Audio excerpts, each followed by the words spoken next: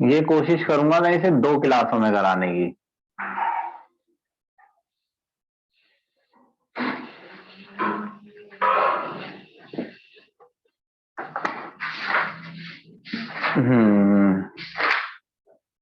देखिए भाई, पहले तो पहला पैराग्राफ पढ़ लेना, वो तुम्हें ही पढ़ना है कि भाई हाइड्रोजन के एटम 3 टाइप के होते हैं। एक को तो हाइड्रोजन ही कहते हैं, एक को ड्यूटेरियम, एक को ट्राइटियम। इनके तीनों का एटॉमिक नंबर एक ही है, यानी इनमें प्रोटॉन एक ही है। प्रोटॉन भी एक है, इलेक्ट्रॉन भी एक है। इसमें कोई न्यूट्रॉन नहीं होता। ये जो नंबर होता है ये प्रोटॉन प्लस न्यूट्रॉन होता है, इसमें कोई न्यूट्रॉन नहीं है, सिर्फ प्रोटॉन है वो एक, वही ऊपर लिखा हुआ है। इसमें एक प्रोटॉन है और एक न्यूट्रॉन। इसमें एक प्रोटॉन है, भाई प्रोटॉन तो एक ही है तीनों में, न्यूट्रॉन 2 है। यहां लिख देता हूं।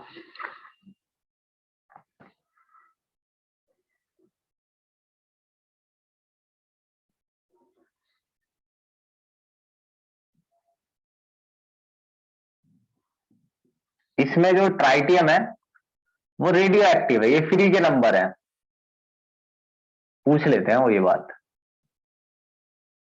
रेडियो एक्टिव का मतलब इतना समझ लीजिए कि ट्राइटियम जो एटम है उसका न्यूक्लियस अनस्टेबल है। अनस्टेबल है इसका मतलब न्यूक्लियस टूट कर बिखर जाता है, उसमें से पार्टिकल निकल जाते हैं टूट टूट के। ये होता है रेडियो एक्टिविटी का मतलब। यहां से देखो भाई, प्रिपरेशन ऑफ H2। ठीक, ज्यादा अच्छा चैप्टर नहीं है, मैं आपको ये पहले ही बता दूं, याद करने का ज्यादा है। हाइड्रोजन बनाया कैसे जाता है, पहले तो हमने 10th में बनाया है। मैंने सुना है कि acid, sorry, metal plus acid की रिएक्शन करा दो, सॉल्ट और हाइड्रोजन बनता है। मेटल ऐसा ले लो जो ज्यादा रिएक्टिव ना हो और ज्यादा कम भी रिएक्टिव ना हो। ज्यादा रिएक्टिव फायर कैच कर जाता है और कम रिएक्टिव स्लो रिएक्ट करता है। तो जिंक ऐसा मेटल है जो ना जल्दी रिएक्ट करेगा ना स्लो। एसिड डाल लीजिए इसमें HCl, ZnCl2 प्लस H2। अब ये कुछ नहीं है, ये कोई ऐसी बात नहीं है इसे समझाया जाए। मेटल के साथ बेस भी ले सकते हैं आप, सॉल्ट बनेगा Na2ZnO2 प्लस H2। ये 2 रिएक्शन है जिनसे हाइड्रोजन गैस बनती है। और भी है, देखते जाओ भाई। पानी के इलेक्ट्रोलिसिस से, पानी वैसे तो आसानी से नहीं टूटता है, लेकिन अगर आप इलेक्ट्रिसिटी पास कर दें तो H2 अलग हो जाता है, O2 अलग। ये H2 प्रोड्यूस होता है, ये महंगा तरीका है एक बहुत। एक चीज आती है, उसकी इक्वेशन नहीं लिखनी होती है। Aqueous solution of barium hydroxide, इसके बारे में देखो वो ये पूछेगा। जो बैरियम हाइड्रोक्साइड का एक्वस सॉल्यूशन है, यानी पानी में मिला के, कुछ नहीं करना है, बस इतना सिंपली याद रखना है। अगर इसमें इलेक्ट्रिसिटी पास करोगे ना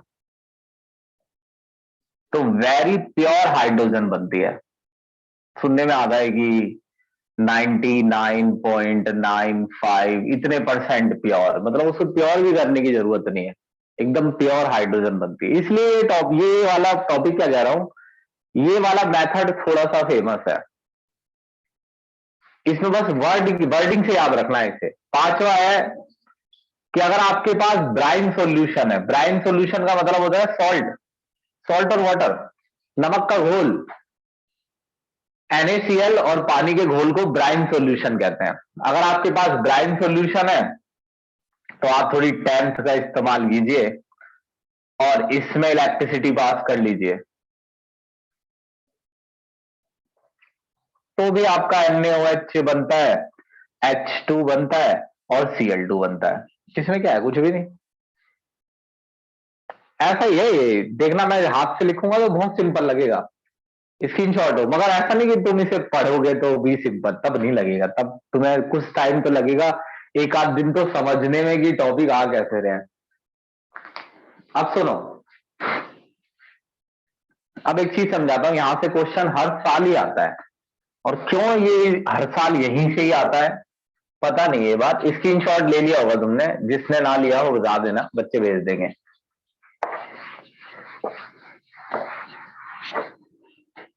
देखो, पहले तो ये बड़ा सिंपल है, जैसे आपके पास हाइड्रोकार्बन है,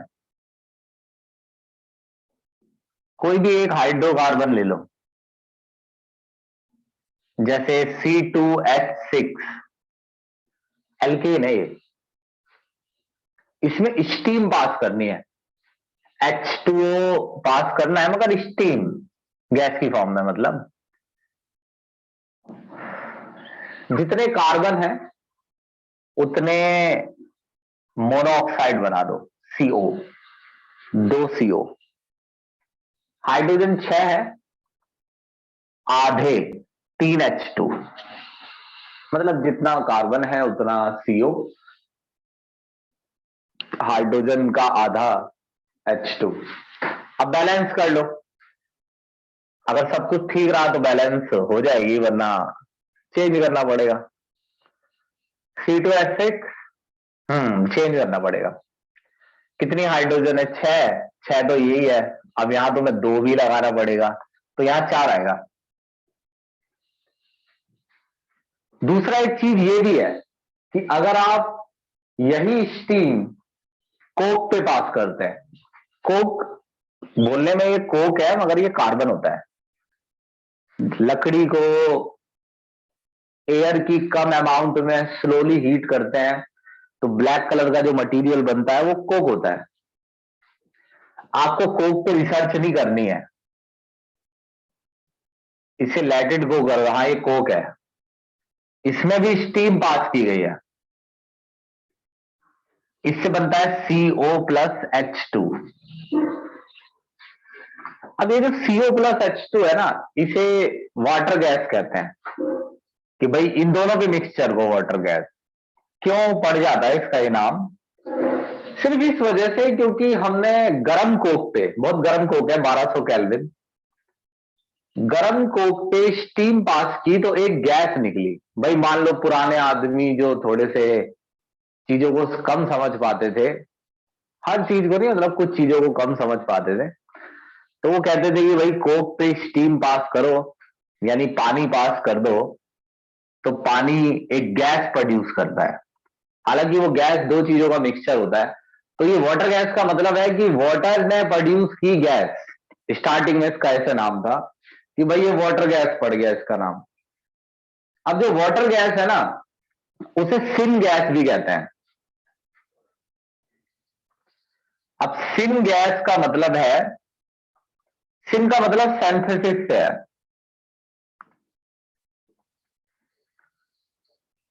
सिंथेसिस गैस क्यों, क्योंकि CO और H2 का जो ये मिक्सचर है ना, इसका इस्तेमाल होता है use in producing many, you producing मत लिखो, synthesis, use in synthesis of many organic compound. क्योंकि CO और H2 के इस मिक्सचर का यूज बहुत सारे ऑर्गेनिक कंपाउंड बनाने में होता है, तो यानी CO और H2 का ये जो मिक्सचर है ये सिंथेसिस के काम आता है, ऑर्गेनिक कंपाउंड्स के, तो इसलिए इसे कहते हैं सिंथेसिस गैस, यानी ऑर्गेनिक कंपाउंड का सिंथेसिस करने वाली गैस। कुछ ऐसे, इतना सिंपल है ये। अब सुनो एक चीज और,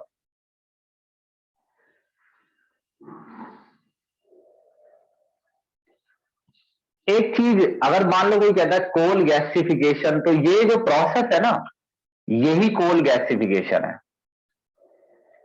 कोल गैसिफिकेशन की डेफिनेशन कुछ इस तरीके से है कि production of water gas by passing steam over Coke.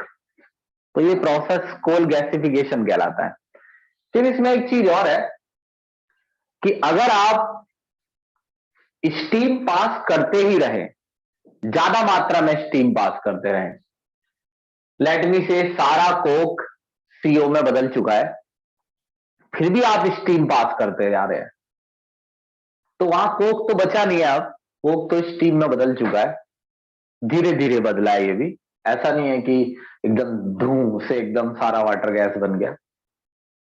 तो धीरे धीरे ये सारा कोक स्टीम में बदल चुका है, ओ सॉरी वाटर गैस में बदल चुका है। लेकिन अब भी अगर आप स्टीम पास करते रहेंगे तो फिर स्टीम को कोक तो मिलेगा नहीं, फिर स्टीम रिएक्शन करेगी सीओ से, और सीओ से रिएक्शन करने पर CO2 बनेगा, ये O और ये O, और H2 बाहर निकाल दो। इसे कहते हैं वाटर गैस शिफ्ट रिएक्शन। इससे और भी हाइड्रोजन प्रोड्यूस होती है, यानी ये देखो ना, और H2 प्रोड्यूस हो रहा है, वाटर गैस शिफ्ट रिएक्शन। यानी अगर हम यहीं स्टॉप कर देते स्टीम पास करना, और कोई आदमी नया कोक लेके आता है, इससे अच्छा स्टीम पास करते रहिए, अभी सीओ जो है वो और स्टीम से रिएक्शन करके H2 बना देगा। ये चैप्टर पता आसान कहां लगने लगता है, अगर इसके स्टार्टिंग का एक दो पेज याद सा कर लो ना तो बड़ा इजी लगने लगता है। अब जैसे स्टार्टिंग का ये जो सिन गैस वाला पेज है, इसमें कोई बहुत सारी बातें नहीं आई हैं, स्क्रीनशॉट लो मैं बताता हूं। ऐसा नहीं है कि इसमें बहुत सारी बातें हैं, कुछ ही बातें हैं इसमें।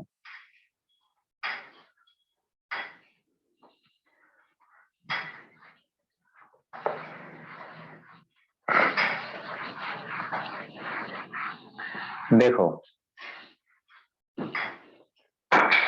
पहले मेरे साथ साथ सुनना मेरी बात। अब ज्यादा तो मैं नहीं लिख रहा क्योंकि इतना भी कोई टफ चैप्टर नहीं है, अब कितने टाइम से तो पढ़ ही रहे हैं हम 11, तो वैसे भी तुम्हें आदत है ऐसे टॉपिक्स की। फिर भी मेरी एक बात सुनो, हमने पढ़ा क्या, हाइड्रोजन गैस बनाना। एक बार हमने उसे एसिड और मेटल से बनाया, बेस और मेटल से बनाया, ये 10th की रिएक्शन थी। फिर हमने पानी का इलेक्ट्रोलिसिस किया, ये तो कुछ भी नहीं है, पानी का इलेक्ट्रोलिसिस करोगे H2O2 बनेगा। फिर मैंने कहा भाई ज्यादा प्योर हाइड्रोजन बनानी है तो बैरियम हाइड्रोक्साइड का इलेक्ट्रोलिसिस किया जाए। फिर मैंने कहा कि अगर नमक के पानी में इलेक्ट्रिसिटी पास की, वो भी 10th की रिएक्शन थी, तो भी H2 प्रोड्यूस होता है। फिर ये कई शब्द आए, सिन गैस, वाटर गैस, उसमें ये यहां पे स्टार्ट हुआ था कि भाई कोक में स्टीम पास की तो CO और H2 बनता है, ये वाटर गैस है, दोनों मिला के CO और H2 का मिक्सर, इसे ही सिन गैस कहते हैं। इस प्रोसेस को कोल गैसिफिकेशन कहते हैं। ये तीनों नाम इसी के ही हैं, प्रोसेस का नाम कोल गैसिफिकेशन है, इन दोनों के मिक्सचर को सिन गैस भी कहते हैं, वाटर गैस भी कहते हैं। दूसरी बात, फिर मैंने ये कहा था कि अगर आप स्टीम पास करते ही रहे तो और CO2 बन जाता है, और H2, ये दोनों वाटर गैस नहीं है, वाटर गैस CO और H2 होता है। ये प्रोसेस कहलाता है water gas shift, water gas shift reaction. तो क्या था इसमें, कुछ भी नहीं था अभी तक, तो रिएक्शन भी इतनी बड़ी नहीं थी कि इसमें परेशान हुआ जाए। ये बताओ, ये आ गया समझ में? Yes sir. हाँ, अब इसका स्क्रीनशॉट ले लो। इसमें था ही क्या जो स्क्रीनशॉट लोगे, इसे मिटा दूं मैं। अगला भी एक पेज ऐसा ही है, बस मुझे देखना मैं कितने आराम से लिखता हूं। कुछ बिल्कुल थ्योरी जो होगी पढ़ने की, भाई यूज है ये सब वगैरह, ये मुझसे मत करवाओ यूज वगैरह, लेकिन पढ़ के जाना। देखो इसने कहा केमिकल प्रॉपर्टी ऑफ H2, भाई कुछ भी नहीं है, अगर आप पढ़ेंगे तो हो भी सकता है कि आपको लगे भाई क्या झंझट है ये, मगर कुछ भी नहीं है। एक तो ये समझा रहा है एक बड़े से पैराग्राफ में, मैं आपको ऐसे ही समझा देता हूं। दो हाइड्रोजन एटम के बीच जो ये बॉन्ड है ना, ये बहुत छोटा है, क्योंकि हाइड्रोजन एटम भी बहुत छोटे होते हैं।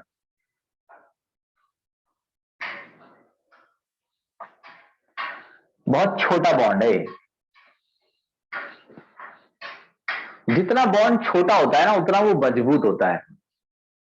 तो very high bond dissociation energy है।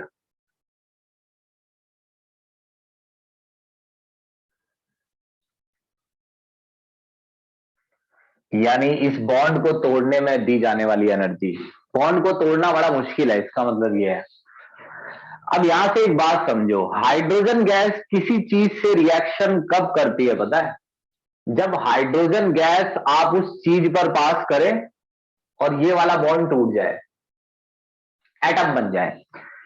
कोई भी कंपाउंड जब किसी दूसरे कंपाउंड से रिएक्शन करता है तो पहले कंपाउंड एटम्स में टूटता है, एटम्स रिएक्ट करते हैं आपस में, फिर नया कंपाउंड जनरेट करते हैं। अब ये बॉन्ड तोड़ना इतना मुश्किल है कि हाइड्रोजन जल्दी से एटम्स में कन्वर्ट नहीं हो पाती है। इसलिए हाइड्रोजन गैस एटमॉस्फेयर में होने के बावजूद भी नजर नहीं आती, उसकी प्रेजेंस किसी को फील नहीं होती है, क्योंकि वो ऑलमोस्ट अनरिएक्टिव रहती है। इन्होंने ये भी लिखा है कि अगर आप इस बॉन्ड को 2000 केल्विन टेम्परेचर दें तो भी सिर्फ लगभग 0.081% ही मॉलिक्यूल टूटेंगे। लेकिन अगर आप इसे 5000 केल्विन तक टेम्परेचर दें तो ऑलमोस्ट मोर देन 90%, वो आप किताब में से देख लेना कितने परसेंट है, मोर देन 90% मॉलिक्यूल टूट जाएंगे। तो इतना टेम्परेचर कहां से प्रोड्यूस होगा? अब सुनिए,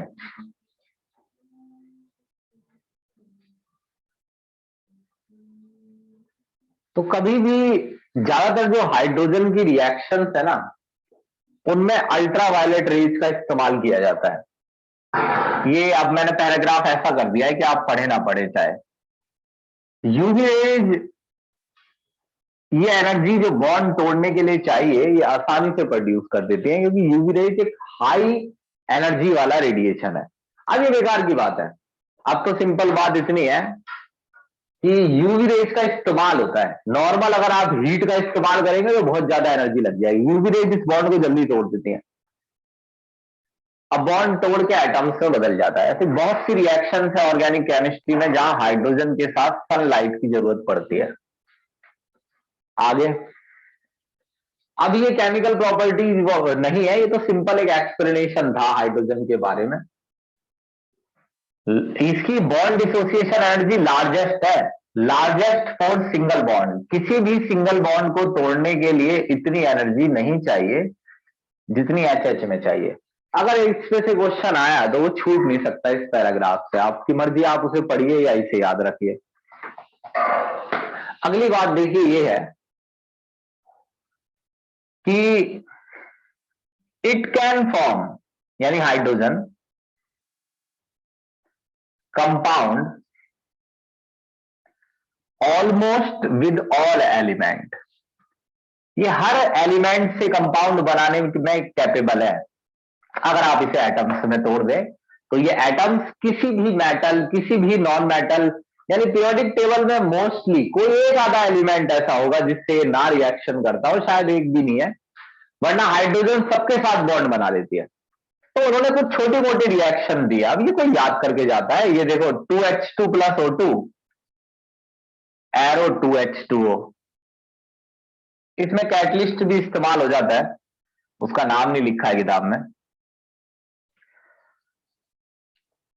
अमोनिया एक बहुत इंपॉर्टेंट कंपाउंड है, उसके बनाने में भी हाइड्रोजन का इस्तेमाल होता है। इसमें कई चीजें लिखी हैं, 673 केल्विन टेम्परेचर होना चाहिए, 200 बार प्रेशर, और आयरन कैटलिस्ट के तौर पर होना चाहिए।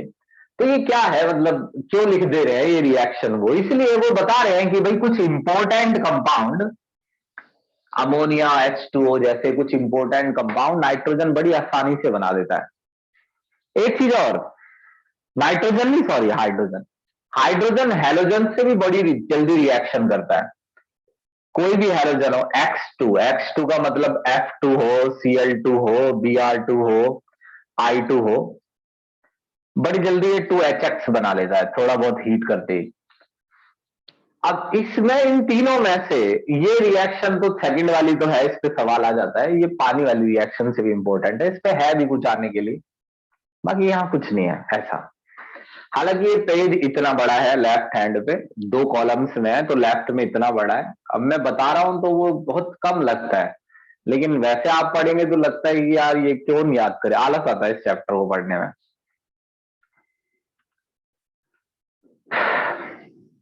अभी खत्म नहीं हुई है, स्क्रीनशॉट लो।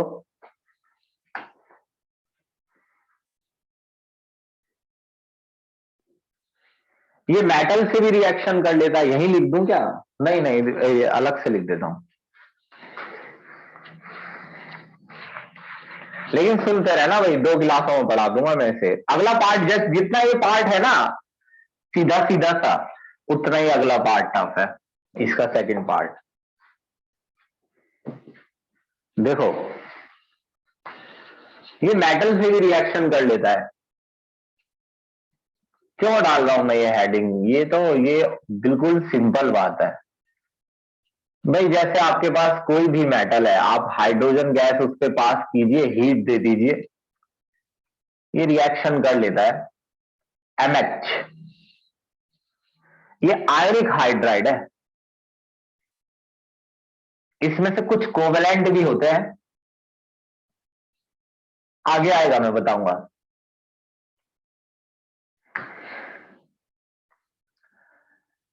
ये पॉजिटिव है और ये नेगेटिव है। अभी तो हमने पढ़ा हाइड्रोजन अगर मेटल के साथ हो तो नेगेटिव। अब जैसे 2Na प्लस H2 2NaH,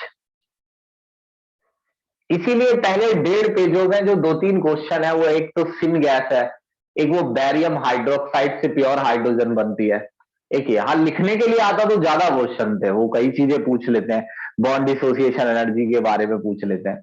एक चीज और,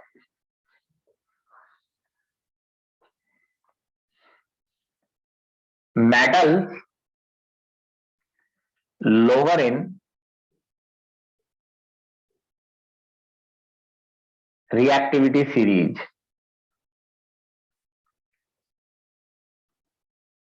जो मेटल लगभग रिएक्टिविटी सीरीज है ना, ऐसे potassium sodium calcium magnesium aluminium zinc hydrogen lead ऐसे करके की एक्टिविटी सीरीज है, तो जो मेटल हाइड्रोजन के बाद आते हैं ना, वो रिएक्टिविटी सीरीज, अगर आपको कल की बात याद हो तो उस रिएक्टिविटी सीरीज में नीचे की तरफ रिड्यूसिंग एजेंट स्ट्रेंथ डिक्रीज हो रही थी, वो मेटल्स की सीरीज थी,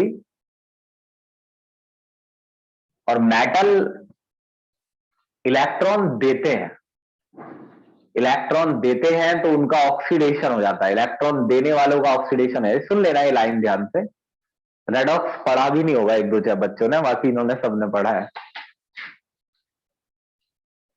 मेटल जो है वो इलेक्ट्रॉन देते हैं, इलेक्ट्रॉन देने वालों का ऑक्सीडेशन हो जाता है। मान लीजिए मैं मेटल हूं तो मैं इलेक्ट्रॉन दूंगा तो मेरा ऑक्सीडेशन हो जाएगा, जिसका ऑक्सीडेशन होता है वो रिड्यूसिंग एजेंट होता है, यानी मैं रिड्यूसिंग एजेंट हूं, मैं मेटल हूं तो मैं रिड्यूसिंग एजेंट हूं। तो सारे ही मेटल रिड्यूसिंग एजेंट होते हैं, लेकिन जो मेटल हाइड्रोजन से नीचे आ रहे हैं रिएक्टिविटी सीरीज में, वो हाइड्रोजन से कम रिड्यूसिंग है। कहने का मतलब इस रिएक्शन में जो लेड है वो PD में बदल जाएगा और हाइड्रोजन H+ में। अगर हाइड्रोजन का ऑक्सीडेशन नंबर देखें तो यहां 0 चार्ज है भाई, तो H2 है, प्लेन H2 है, तो कुछ नहीं है, और यहां चार्ज +1 है, तो चार्ज बढ़ रहा है यानी इलेक्ट्रॉन लॉस हो रहे हैं, तो हाइड्रोजन का ऑक्सीडेशन हो रहा है, प्लेडियम का रिडक्शन, चार्ज +2 से अंडा हो गया है। तो ये जो रिडक्शन वाला काम है, रिडक्शन हाइड्रोजन उन्हीं का कर सकता है जो रिएक्टिविटी सीरीज में हाइड्रोजन से नीचे हो, क्योंकि जो हाइड्रोजन से ऊपर है वो हाइड्रोजन से अच्छे रिड्यूसिंग एजेंट है। तो जो अच्छा रिड्यूसिंग एजेंट है वो आपका रिडक्शन करके चला जाएगा। अगर पोटेशियम के सामने इसे रख दोगे तो पोटेशियम इसका रिडक्शन कर देगा, लेकिन ये प्लैडियम से अच्छा रिड्यूसिंग एजेंट है तो इसने प्लैडियम का रिडक्शन कर दिया। ये एक छोटी सी रिएक्शन का सिग्निफिकेंस है, ऐसा वहां कुछ लिखा नहीं है, मैं आपको बता रहा हूं। बताइए समझ में आई बात की नहीं? Yes sir. अब ये रिएक्शन भी है एक, इसमें भी कोई घबराना नहीं है। ये ऐसे लिखी हुई है H2 प्लस MXOY, और आगे पता नहीं क्या लिखा है, देखो मैं, XM प्लस YH2O। XM, इसका भी मतलब बता देता हूं मैं तुम्हें। देखो जैसे आपके पास Fe2O3 है, नहीं कॉपर ले लूं क्या? Cu2O3, Cu2O3 बनता है, Cu2O3 नहीं, CuO2 बनता है, Cu प्लस Cu2, हाँ जी। अब जैसे ये CuO2 है और ये H2 है, भाई एक बार ट्राई करके देख रहा हूं, लिखी जाएगी तो बताऊंगा। एक ये CuO2 है और ये H2 है, तो अगर ये Y है, हाँ तो ये Y है, ठीक है। Y कितना है यहां से देख लो, Y 2 है और X 1 है।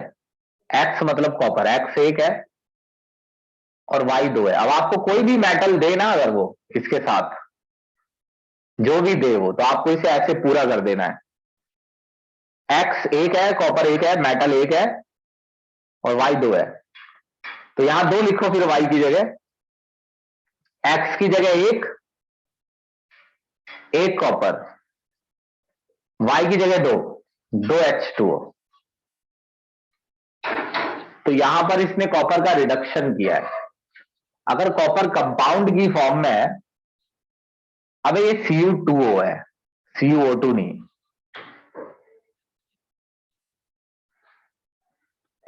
अब X है 2, Y है 1, तो यहां 1 H2 लिखो। अब यहां पर X है 2, Y है, हाँ ठीक है। यहां पर कॉपर +1 की फॉर्म में है और अब ये 0 हो गया, तो इसका रिडक्शन हो गया। अब ऑक्साइड्स में भी वही मेटल चलते हैं जिनका हाइड्रोजन रिडक्शन कर सकता है, सेम ऊपर की तरह। अब यहां पर इस मेटल का हाइड्रोजन ने रिडक्शन कर दिया, जबकि मेटल खुद एक रिड्यूसिंग एजेंट है, मेटल खुद दूसरों का रिडक्शन करते हैं। फिलहाल हाइड्रोजन ने इसका रिडक्शन कर दिया, यानी हाइड्रोजन इससे भी अच्छा रिड्यूसिंग एजेंट है। अगर ऐसी कोई बात आए तो देख लेना, बाकी इतनी सी लिखी है ये रिएक्शन, ये देखो 2 लाइनों में बस ये है, बस ये लिखा है ऊपर है, ये स्क्रीनशॉट ले लो इसका।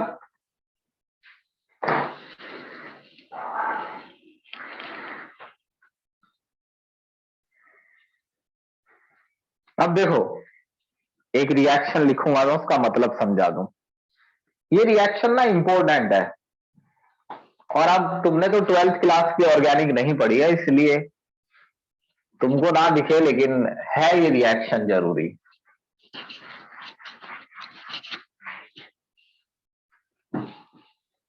जैसे हमने ये बोला था ना कि CO एंड H2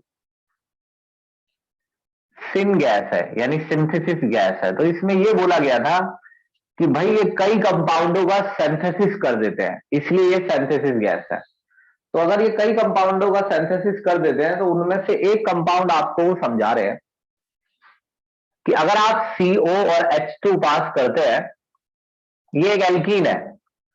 इसको ऐसे क्यों लिखा है इन्होंने? इन्होंने ये आपको समझाने की कोशिश की है कि R की जगह कुछ भी हो सकता है, यानी यहां चेन है, जरूरी नहीं है कि आप 2 कार्बन वाला एल्कीन लें, ज्यादा कार्बन वाला एल्कीन भी चल जाएगा। अगर आप इसमें पास करते हैं ये दोनों CO प्लस H2, तो R जितने कार्बन तो रहेंगे ही, CH जो है यहां हाइड्रोजन जुड़ जाएगा, एक हाइड्रोजन यहां जुड़ जाएगा, तो ये बॉन्ड सिंगल हो जाएगा।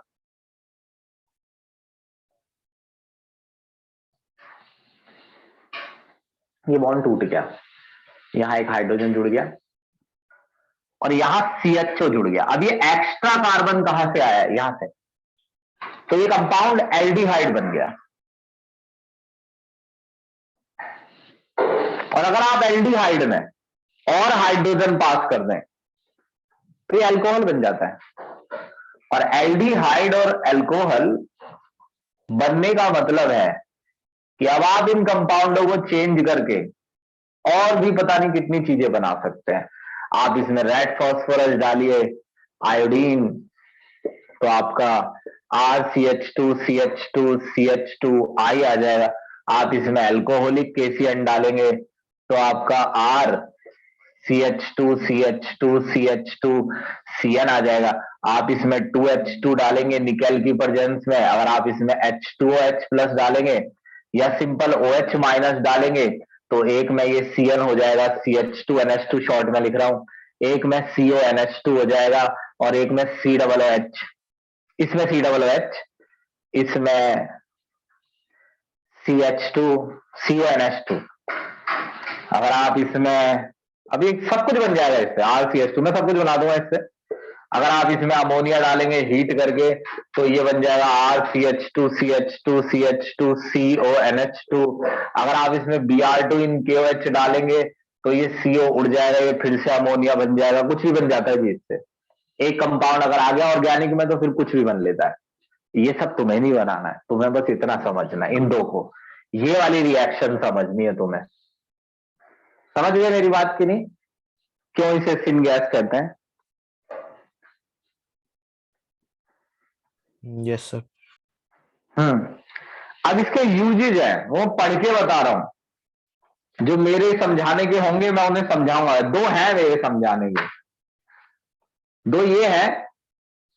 कह रहा है डाइहाइड्रोजन का यूज क्या है? Largest single use of dihydrogen is this synthesis of ammonia, ammonia बनाने में। दूसरे वाला समझा, दूसरे यूज में कह रहा है कि जो वनस्पति घी होता है ना, नेचुरल जो घी होता है, जो मतलब घी शुरुआत में जिसे घी कहा जाता है फिर बाद में उसमें बहुत चेंज आ जाते हैं, वो अनसैचुरेटेड होता है।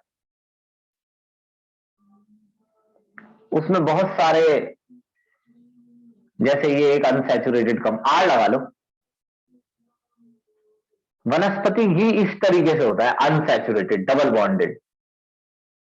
अगर आप इसमें हाइड्रोजन गैस पास कर दें तो एक H यहां जुड़ जाएगा, एक यहां, और बीच में बॉन्ड सिंगल हो जाएगा, ये सैचुरेटेड हो जाएगा। सैचुरेटेड घी में गंदी महक कम आएगी, जलेगा, धुआं नहीं देगा, जलेगा जल्दी और धुआं भी नहीं देगा। बहुत सारी ऐसी क्वालिटी, मतलब अनसैचुरेटेड का खाने में इस्तेमाल नहीं हो सकता है, गंदा लगता है बहुत, इसीलिए उसको सैचुरेटेड कर दिया जाता है। अब मीथेनॉल भी एक बहुत इंपॉर्टेंट कंपाउंड है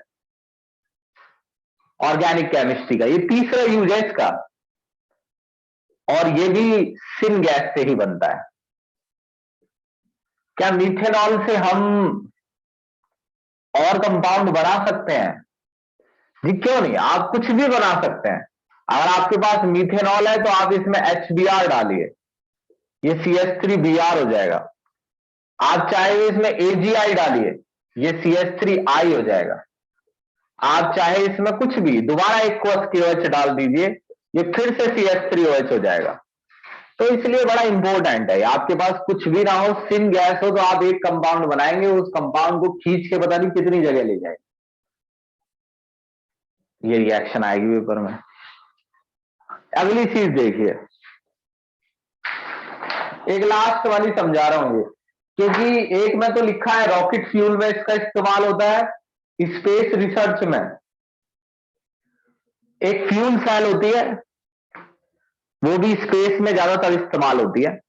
फ्यूल सेल में हाइड्रोजन और ऑक्सीजन गैस पास करते हैं और इलेक्ट्रिसिटी बनती है, 12th में आता है। लेकिन एक है ये चीज, ये वाली समझ लो।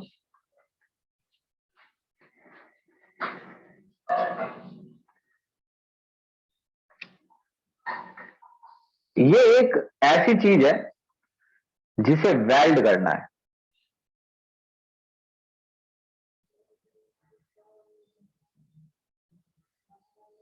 जैसे ट्रैक है, रेलवे ट्रैक, अगर आप इस पे हाइड्रोजन एटम की बारिश कर दे, हाइड्रोजन एटम, मॉलिक्यूल नहीं, तो हाइड्रोजन एटम बहुत तेजी से कंबाइन हो जाते हैं वापस।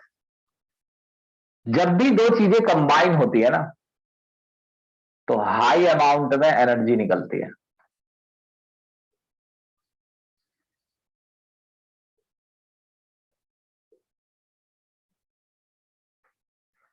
और ये एनर्जी इतनी ज्यादा होती है हाइड्रोजन के केस में, क्यों? क्योंकि बनने वाला बॉन्ड बहुत मजबूत होता है, जितनी अच्छे से वो कंबाइन होंगे उतनी ज्यादा एनर्जी रिलीज होगी। तो हाइड्रोजन के केस में एनर्जी इतनी ज्यादा होती है कि मेटल मेल्ट हो जाता है, और मेल्ट करके उसे आसानी से वेल्ड किया जा सकता है।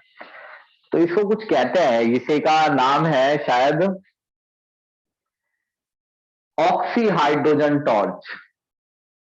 ऑक्सी हाइड्रोजन टॉर्च मतलब ये जिस इंस्ट्रूमेंट में ऐसा किया जाता होगा, जिस इंस्ट्रूमेंट के इस्तेमाल से ये सब किया जाता है, उसे ऑक्सी हाइड्रोजन टॉर्च कहते हैं।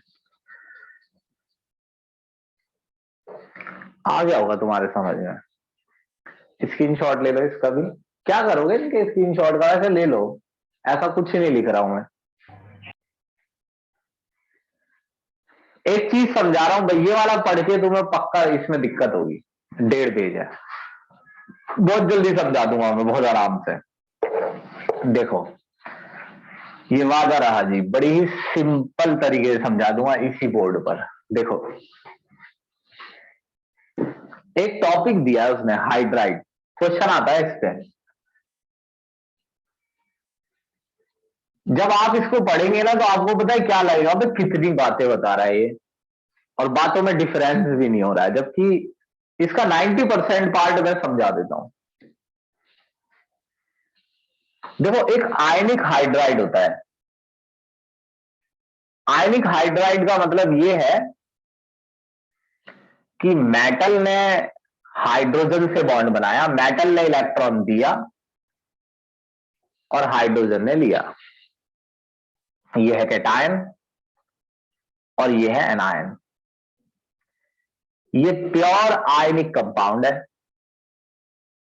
इसीलिए इस हाइड्राइड का नाम है आयनिक हाइड्राइड। जो चीज आयनिक है नेचर में, उसके कैरेक्टर भी तो आयनिक कंपाउंड जैसे होंगे। तो आप उस कैरेक्टर्स को किताब में से पढ़ क्यों रहे हैं? मैंने 10वीं में पढ़ा है। हाई एमपीबीपी, अच्छे सॉलिड है, इलेक्ट्रिसिटी कंडक्ट करते हैं मगर मेल्ट होकर। ऐसे ही कैरेक्टर वो आपको बता रहा है, और जब आप इसे पढ़ रहे हैं तो आपको लग रहा है कि कैसे याद रखना है, जबकि वो आयनिक कंपाउंड के कैरेक्टर बता रहा है। क्रिस्टलाइन होते हैं ये, एक शब्द में ये समझा देता हूं। क्रिस्टलाइन देखो ऐसा, जब एटम इस तरीके से अरेंज हो कि उनके अरेंज होने से एक खास स्ट्रक्चर बन रही हो। कौन सी स्ट्रक्चर बन रही है इसमें? क्यूब। ये क्यूबिक फॉर्म में अरेंज है, तो ऐसे अरेंजमेंट को कहते हैं क्रिस्टलाइन सॉलिड। फिक्स अरेंजमेंट, तो डिजाइन से लगाया गया हो। अब इसमें एक बात है, मीनिंगलेस सी लग रही है पढ़ने में। ये कह रहे हैं कि कैसे पता चल रहा है कि H पर माइनस चार्ज है। ऐसे जैसे मैंने NaH लिया और इसमें इलेक्ट्रिसिटी पास की, कैथोड और एनोड से। हालांकि कैथोड और एनोड पे क्या चार्ज होगा ये फिक्स नहीं होता। एनोड कुछ भी हो सकती है, पॉजिटिव नेगेटिव, मगर यहां पर एनोड पॉजिटिव है। क्योंकि आप छोटी क्लासों में थे पहले, तो आपके एनोड और कैथोड ऐसे थे, वरना एनोड नेगेटिव भी होता है। पूरी 12th में एनोड नेगेटिव मिलेगा और कैथोड पॉजिटिव, तो उस समय घबराना नहीं है। एनोड का चार्ज से कोई लेना देना नहीं होता है, वो एनोड कैथोड किस तरीके से प्लस माइनस होती है वो आपको वहां समझ में आएगा। H पर माइनस है, ये ऐसे साबित हो रहा है क्योंकि हाइड्रोजन गैस जो निकल रही है ना वो एनोड पर निकल रही है, और एनोड पर निकल रही है, इसका मतलब एनोड उसे अट्रैक्ट कर रहा है, और एनोड उसे अट्रैक्ट कर रहा है, इसका मतलब उस पर माइनस चार्ज है, माइनस को प्लस अट्रैक्ट करता है। 2 इलेक्ट्रॉन बाहर, ये एक H में एक इलेक्ट्रॉन फालतू है, 2 H में 2 इलेक्ट्रॉन फालतू है, दोनों बाहर निकाल दो, दोनों आपस में हाइड्रोजन एटम जुड़ जाएंगे। एक और है, रुको मैं देख के बताऊंगा। एक इन्होंने ना लिथियम हाइड्राइड के बारे में कुछ बताया, और मैं आपको बता दूं ये क्वेश्चन आएगा। लिथियम हाइड्राइड, लिथियम के कंपाउंड कोवैलेंट होते हैं नेचर में, ये आपको 11th में ही पढ़ने को मिलेगा। 11th में एस ब्लॉक में, एस ब्लॉक का एलिमेंट है ना लिथियम। एस ब्लॉक चैप्टर में आपको पढ़ने को मिलेगा कि लिथियम के कंपाउंड आयनिक कोवैलेंट होते हैं। हालांकि ये आयनिक है, लिथियम कैटायन है और हाइड्रोजन एनायन है, ये समझ लो ये थे आयनिक, मगर कंपाउंड बनने के बाद कोवैलेंट हो जाता है। तो एक बात ये याद रखना, लिथियम के बारे में अगर आपसे कोई कह रहा हो ना, या आपको कोई पूछ रहा हो इनमें से कौन सा कंपाउंड कोवैलेंट है, अगर उसमें लिथियम दिखे तो उसी पर ही मार्क करना। एक चीज और बता रहा है वो लिथियम के बारे में, कि जो लिथियम हाइड्राइड है उसका एक इस्तेमाल है,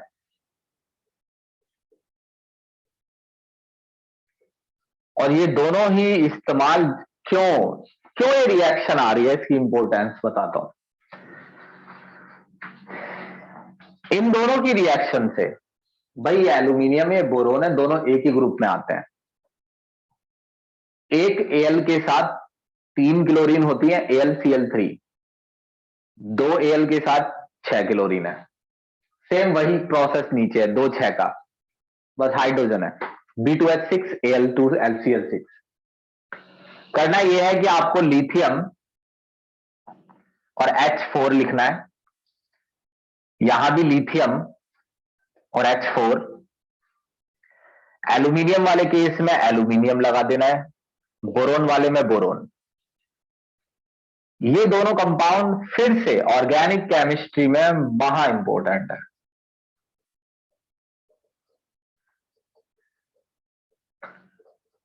इसलिए रिएक्शन दी गई है।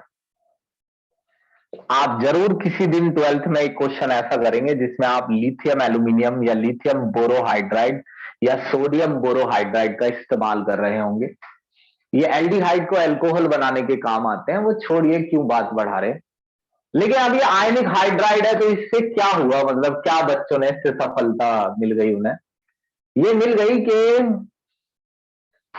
ये जो हाइड्राइड है ना, ये ग्रुप फर्स्ट और ग्रुप सेकंड के मेटल बनाते हैं।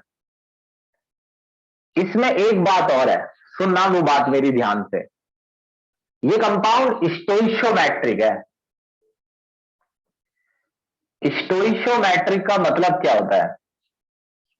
ये फॉर्मूला क्यों लिखा जाता है? लेट सपोज CaH2, ये ग्रुप सेकंड का मेटल है। फॉर्मूला ये कहता है कि अगर एक कैल्शियम है तो 2 हाइड्रोजन होंगे, और अगर कैल्शियम 1 लाख है तो 2 लाख हाइड्रोजन होंगे।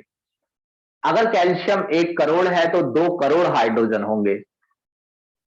जैसा फॉर्मूला कह रहा है, गारंटी है ऐसा ही निकलेगा आयनिक हाइड्राइड में। क्यों? क्योंकि कैल्शियम पे चार्ज होता है 2+, और अगर हाइड्रोजन इसके साथ है तो एक कैल्शियम के साथ डबल हाइड्रोजन ही होनी चाहिए, 2- तभी बैठेगा। लेकिन क्या किसी कंपाउंड में ऐसा भी है कि फॉर्मूले की गारंटी नहीं है? अधिकतर में ऐसा ही होता है, बस फॉर्मूला लिखा होता है लेकिन ये गारंटी नहीं होती कि रेशियो यही मिलेगा। जैसे यहां 1 और 2 का रेशियो है और कैल्शियम के मुकाबले हाइड्रोजन डबल है, मगर किनमें नहीं मिलेगा ये रेशियो, बताता हूं मैं। जिनमें रेशियो वही होगा जो फॉर्मूला कह रहा है, वो स्टोइशियोमेट्रिक होंगे, यानी फिक्स फॉर्मूला। जो फॉर्मूला है वही अंदर रेशियो मिलेगा, वो स्टोइशियोमेट्रिक हाइड्राइड हो गए। नॉन स्टोइशियोमेट्रिक सुनो, इसका मेरे को टीपना पड़ेगा एक दो फॉर्मूले। जैसे लैंथेनम ले लूं क्या? अच्छा एग्जांपल लूंगा, रुको। निकेल, वैसे पता है ऐसे होता है फॉर्मूला NiH2 निकेल हाइड्राइड। ये फेक है, झूठ है। असलियत में एक निकेल के साथ 0.6 से लेकर 0.7 तक हाइड्रोजन होती है, एक के मुकाबले इतने का रेशियो है। एक वैसे आपको ये ऐसे दिखेगा, मान लो क्या मैसेज जा रहा है इससे? एक निकेल है तो एक हाइड्रोजन है। जब आप चेक करेंगे तो आपको एक निकेल के मुकाबले हाइड्रोजन 0.6 से 0.7 मिलेगी, यानी 10 निकेल के मुकाबले 6 या 7 हाइड्रोजन। तो ये झूठ क्यों बोला गया? इसलिए क्योंकि निकेल ने हाइड्रोजन के साथ कोई बॉन्ड नहीं बनाया हुआ है। हो ऐसा रहा है कि जो निकेल है वो एक क्रिस्टलाइन सॉलिड है, यानी उसके पार्टिकल जो डिजाइन दिख रहा है तुम्हें ऐसे डिजाइन में अरेंज है। इनके अंदर गैप होता है एटम्स के बीच, ये गैप, इस गैप को कहते हैं इंटरस्टिशियल साइट। तो ये जो हाइड्रोजन गैस है ना, वो इन गैप्स में भरी हुई है, कोई बॉन्ड नहीं बनाया हुआ है उसने। ये गैप हाइड्रोजन गैस को होल्ड करने के लिए बहुत अच्छे से बने होते हैं नेचुरली। यानी अगर आपके पास निकेल है, कमरे में निकेल बिछा हुआ है, तो आप उस निकेल में हाइड्रोजन गैस पास कर दीजिए, वो जो निकेल है वो बहुत सारी हाइड्रोजन गैस को एब्जॉर्ब कर लेगा। वो हाइड्रोजन गैस निकेल के साथ आयनिक या कोवेलेंट बॉन्ड से नहीं जुड़ी है। ना तो निकेल ने हाइड्रोजन को इलेक्ट्रॉन दिए हैं और ना ही निकेल ने हाइड्रोजन से इलेक्ट्रॉन शेयर किए हैं। ये जस्ट दो चीजों का एक तरीके से मिक्सचर है ये। अब इस बात की क्या गारंटी है कि एक निकेल के साथ अंदर गिरने पर एक ही हाइड्रोजन होगा? ये तो कोई गारंटी नहीं है, पता नहीं कितने हाइड्रोजन एब्जॉर्ब हुए हैं। तो कोई फिक्स फॉर्मूला नहीं है। यहां फिक्स है कि भाई एक कैल्शियम, एक लिथियम पे प्लस होता है, एक हाइड्रोजन पे माइनस, तो एक के साथ एक ही चलेगा, 10 के साथ 10। यहां कुछ नहीं है ऐसा, एक निकेल कितनी भी हाइड्रोजन को एब्जॉर्ब कर लेता है। नॉर्मली रेशियो ये रहता है। ये नॉन स्टोइशियोमेट्रिक है और ये बनाते हैं ग्रुप 3 से लेके 12। ये आया समझ में?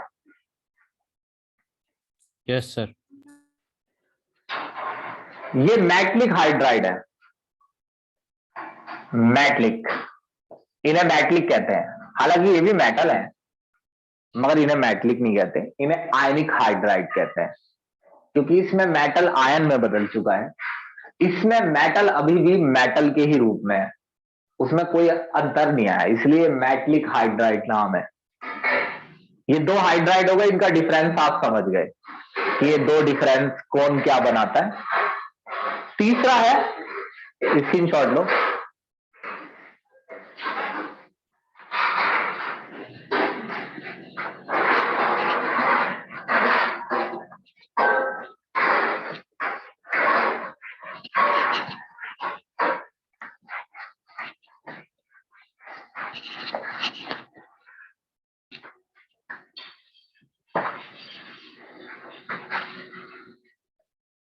Covalent hydride. नाम से ही पता चल रहा है कोवेलेंट बॉन्ड बनेगा। ये जो हाइड्राइड है नॉन मेटल बनाता है हाइड्रोजन के साथ।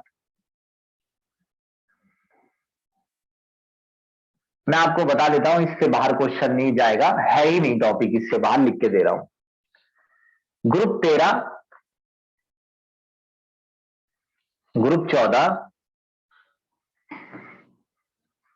ग्रुप 15, इनके हाइड्राइड के साथ फॉर्मूले बताता हूं। बोरोन BH3, AlH3,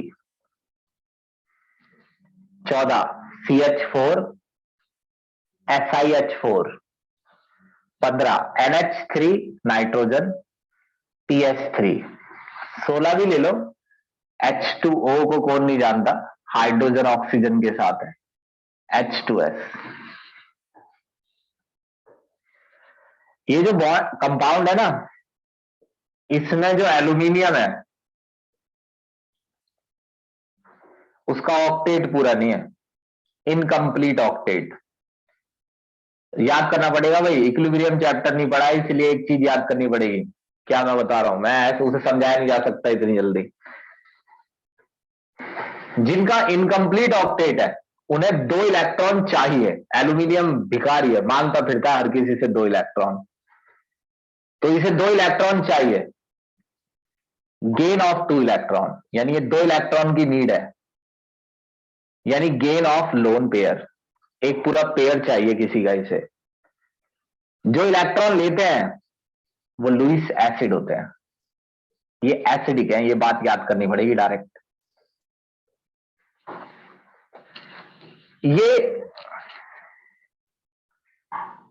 ये कुछ नहीं है, इनमें 8 इलेक्ट्रॉन पूरे हैं, ये ना किसी से लोन पेयर लेते हैं ना ये देते हैं, इन्हें कहते हैं इलेक्ट्रॉन प्रिसाइज।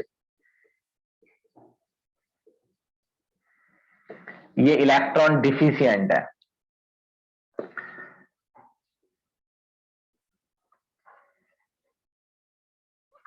ये इलेक्ट्रॉन रिच है, इन पे लोन पेयर है। नाइट्रोजन 3 इलेक्ट्रॉन शेयर किए, 2 बच गए, 5 होते हैं लास्ट शेल में। फास्फोरस 3 शेयर किए, 2 बच गए, 5 होते हैं लास्ट शेल में। ये लोन पेयर डोनर है, ये अपने लोन पेयर देते हैं। लोन पेयर डोनर होता है लुईस बेस, याद रखना है, पेपर में आएगा। ये बात आया समझ में। ये कोवेलेंट हाइड्राइड है, तीसरे टाइप के। ये ग्रुप 13, 14, 15 तीनों तीसरे टाइप में आता है। भाई आ गया समझ में? Yes sir. स्क्रीनशॉट लो।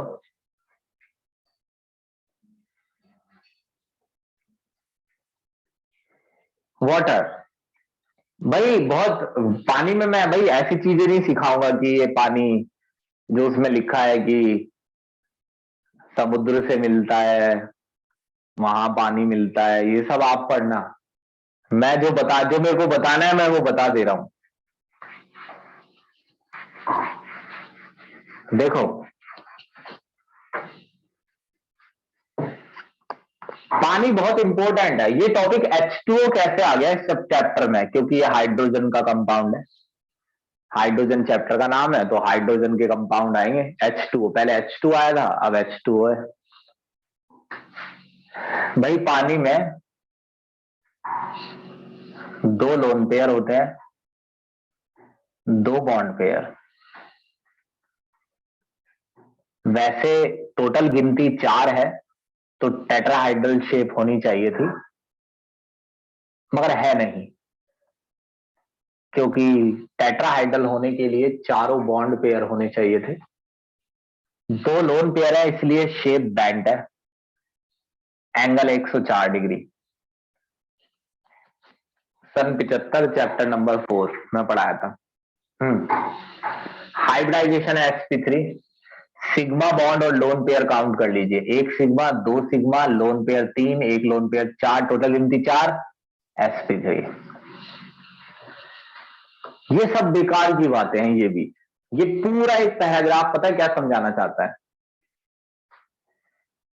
पानी के मॉलिक्यूल, अगर आप H2O को देखें, समझाता हूं मैं, ये थोड़ा सा मेहनत का काम है। अगर आप H2O को देखें तो ऑक्सीजन काफी ज्यादा इलेक्ट्रोनेगेटिव है, 3.5, हाइड्रोजन 2.1, काफी अंतर माना जाता है, ये 1-1.5 का अंतर है। तो यहां ना काफी नेगेटिव डेवलप हो जाता है और यहां काफी पॉजिटिव, ज्यादा नेगेटिव पॉजिटिव क्यों है? क्योंकि ज्यादा डिफरेंस है इलेक्ट्रोनेगेटिविटी में।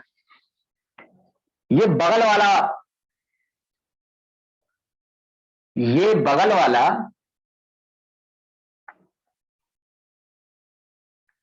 मॉलिक्यूल है, इसमें भी ऐसा है, H और O पे नेगेटिव पॉजिटिव है। तो दो मॉलिक्यूल जो होते हैं ना पानी के, वो आपस में एक मॉलिक्यूल का नेगेटिव दूसरे मॉलिक्यूल के पॉजिटिव को अट्रैक्ट कर लेता है, मगर क्योंकि नेगेटिव और पॉजिटिव की स्ट्रेंथ अच्छी है तो ये बॉन्ड भी काफी मजबूत है। हालांकि इस बॉन्ड का, ये जो बॉन्डिंग है यानी अट्रैक्शन है, इसका नाम क्या है? इस अट्रैक्शन का नाम होता है एक पोल दूसरे पोल को अट्रैक्ट कर रहा है, dipole dipole interaction. Dipole dipole interaction, एक पोल दूसरे पोल को अट्रैक्ट कर रहा है, डाइपोल डाइपोल। लेकिन ये dipole dipole attraction extra strong है। तो डाइपोल डाइपोल एक्स्ट्रा स्ट्रांग किस केस में होता है? अब ये एक अलग बात है, ये टॉपिक अलग जा रहा है। आप इतना समझ लीजिए कि ये जो डाइपोल डाइपोल इंटरेक्शन यहाँ एक्स्ट्रा स्ट्रांग है, इसलिए इसका नाम हाइड्रोजन बॉन्ड है। यानी आप इसे डाइपोल डाइपोल इंटरेक्शन नहीं कहेंगे, आप इसे बोलेंगे हाइड्रोजन बॉन्ड। और हाइड्रोजन बॉन्ड काफी स्ट्रांग होता है, इसीलिए रूम टेम्परेचर पर पानी गैस में नहीं बदलता है, क्योंकि पानी के मॉलिक्यूल्स आपस में हाइड्रोजन बॉन्ड से जुड़े हैं और रूम टेम्परेचर इन्हें अलग करने के लिए काफी नहीं है। वहीं इसी का एक भाई है, अगर आप O हटा के S लगा दें तो ऑक्सीजन और सल्फर एक ही ग्रुप में आते हैं, दोनों एक जैसे हैं। ये इसका भाई है H2S। इसमें भी डाइपोल डाइपोल इंटरेक्शन है, मगर ये उतना स्ट्रांग नहीं है, इसे डाइपोल डाइपोल ही बोलते हैं। और ये रूम टेम्परेचर पर टूट जाता है बॉन्ड, इसीलिए ये गैस है, H2S गैस है और पानी लिक्विड है। रूम टेम्परेचर पर लिक्विड है पानी, रूम टेम्परेचर इन्हें अलग करने के लिए इनफ नहीं है, मगर H2S में ये जो स्ट्रांग अट्रैक्शन उतना स्ट्रांग नहीं है और रूम टेम्परेचर इन्हें आसानी से अलग कर देता है। मोस्ट प्रोबेबली, या कह लीजिए क्वेश्चन क्या आएगा, क्वेश्चन ये आएगा कि H2O गैस क्यों है, H2O लिक्विड क्यों है और H2S गैस क्यों? आपको बोलना है H2O हाइड्रोजन बॉन्ड की वजह से लिक्विड है, हाइड्रोजन बॉन्ड पे इल्जाम लगाना है। सुनते रहिए, एक और क्वेश्चन है बड़ा आसान। देखो, जो लिक्विड होता है अगर वो सॉलिड बनता है तो नॉर्मली भी अगर आप किसी से पूछेंगे तो वो आपको बता देगा ज्यादा डेंस कौन है। आपसे लोग यही कहेंगे कि ज्यादा डेंस सॉलिड होता है,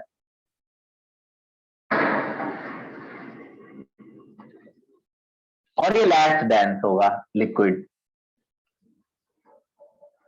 इस हिसाब से पानी कम डेंस होना चाहिए और आइस ज्यादा डेंस होनी चाहिए। ये नॉर्मल तरीका है, इस तरीके से नेचर काम करती है कि एक लिक्विड कम डेंस होता है और उसका सॉलिड ज्यादा डेंस होता है। तो ऐसा नॉर्मली होना चाहिए था, मगर जो लिक्विड होता है उसमें मॉलिक्यूल किसी पैटर्न में अरेंज नहीं होते हैं। मैं आपको बहुत रफ समझाऊंगा लेकिन बहुत क्लीन, देखो समझाऊंगा क्लीन, फिगर रफ होगा मेरा। जैसे पानी के मॉलिक्यूल है तो वो रैंडमली बिखरे हुए हैं, उनके बीच कोई अरेंजमेंट नहीं है, क्योंकि लिक्विड के पार्टिकल्स में अरेंजमेंट होने का क्या मतलब है? अगर अरेंजमेंट होता तो लिक्विड की कोई शेप नहीं बन जाती। अभी मैं इसे अगर सॉलिड कर दूं तो होता क्या है कि सॉलिड में नॉर्मली जो हमने पढ़ा है वो ये पढ़ा है कि मॉलिक्यूल पास आ जाएंगे और पास आने से ही तो डेंसिटी बढ़ती है, मगर आइस के केस में ऐसा नहीं है। और भी मैं कई बातें बोलता हूं, सुनना। लिक्विड में आसानी से हमारी उंगली चली जाती है, सॉलिड में नहीं। लिक्विड में जब मैं उंगली डालता हूं तो वो ये बॉन्ड आसानी से टूट जाते हैं, अलग हो जाते हैं, और मैं उंगली आसानी से डाल लेता हूं। सॉलिड में वो बॉन्ड टूटेंगे नहीं और मुझे अंदर घुसने की जगह नहीं मिलेगी मेरी फिंगर को। ऐसा नहीं सोचना है कि भाई गैप होता है तो गैप में उंगली चली जाती है, गैप नहीं होता है।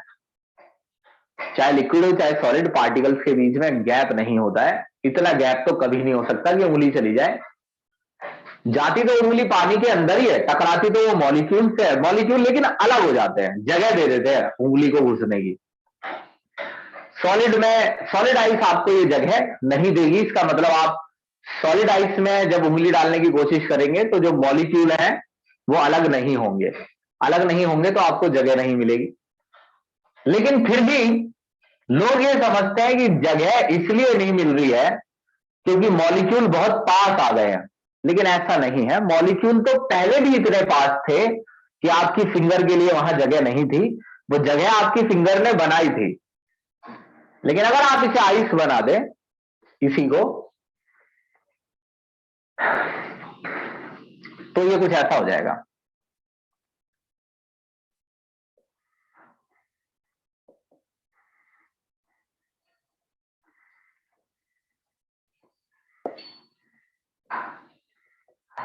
यानी पार्टिकल फिक्स पैटर्न में अरेंज हो जाएंगे, और इस फिक्स पैटर्न ने बहुत ज्यादा गैप बना दिया बीच में, और यही गैप इसकी डेंसिटी घटा रहा है।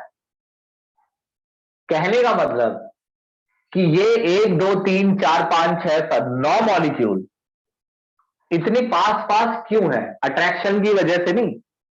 दरअसल इन्हें कोई फिक्स पोजीशन अटेन नहीं करनी है, तो कोई कहीं भी जा रहा है, घुसे जा रहे हैं एक दूसरे में, तो कम स्पेस घेर रहे हैं। और वहीं अगर मैं इन्हें ऐसे आइस बना देता हूं तो ये फिक्स अरेंजमेंट में आ जाते हैं, और ये फिक्स अरेंजमेंट इनके बीच का गैप बढ़ा रहा है। आप देख लीजिए खुद ही फिगर में, यानी मास तो उतना ही है मगर वॉल्यूम ज्यादा है। मास इसमें भी m है, इसमें भी m है। इसमें वॉल्यूम अगर v है तो यहां पर वॉल्यूम v है बड़ा, तो ये डेंसिटी कम आएगी। अब बताइए आई मेरी बात समझ में कि नहीं? Yes, sir. बस यहां तक काफी है।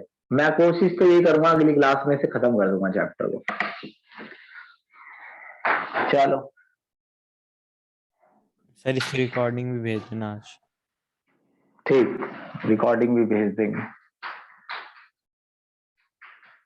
चलिए।